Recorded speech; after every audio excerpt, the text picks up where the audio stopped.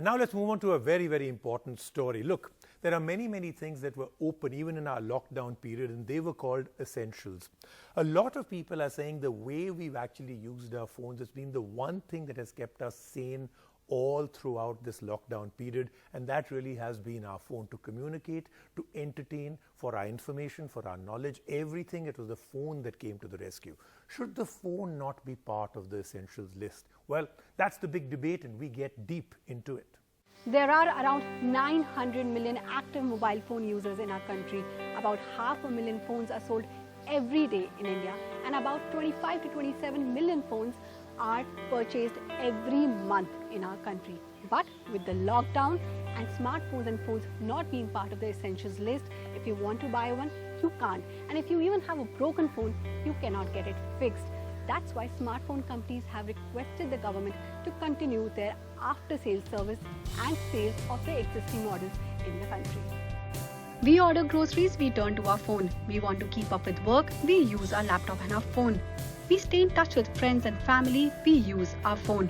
But yet, the phone has not been tagged as an essential item during this lockdown. The Indian Cellular and Electronics Association wrote a letter requesting the Prime Minister to start considering the service, maintenance and delivery of mobile phones and information and communication technology products as an essential service. It is under active consideration, and I'm sure, because the request is very reasonable.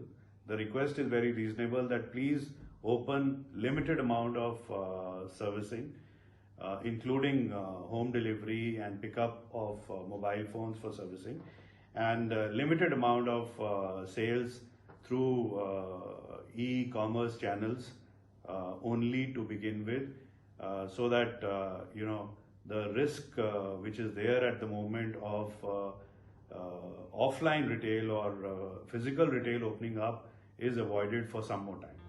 The lockdown has forced everyone to shift to the virtual world, from schools to impart knowledge to businesses keeping in touch with their employees. But many don't have the means to be part of the online world.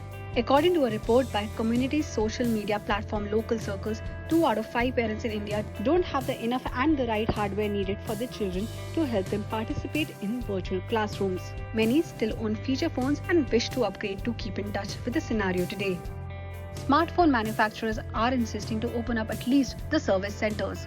To allow companies to manufacture, package, distribute and sell these products while observing the highest standards of safety and hygiene, keeping in mind the greater common good. And it's not just sale of smartphones, but we would also request the government to allow after-sale service of smartphones, so in case somebody has a problem with their phone. Smartphones are the need of the hour, especially in times like this, where everyone needs to have special apps to keep themselves aware and safe. As you know, even the government has launched an app, the Arogya Setu, of which there have been 5 million downloads in a record 3 days. And through this app, they want to track down any infected citizens, make sure that social distancing is being maintained, apart from the fact that the citizens will have access to a lot of resources online that can help them and help their well-being.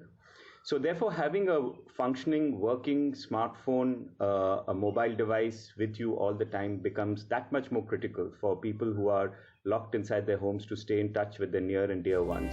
Even though mobile device market will take a big hit, but this is one industry that is capable to bounce back.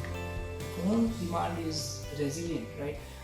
The demand doesn't get killed, right? It always postponed. People are likely to postpone their purchase to Q3 or Q4 or even to 2021, and the festive season of India, which captures almost 40% of the annual demand, is now this year closer to like October, November. The spending power of users might take a hit in Q3 or Q4, but the sales will still happen. So we are a bit optimistic on that. Not just phones, it is impossible to get a new SIM connection right now. There are 25 lakh new connections issued every month in our country.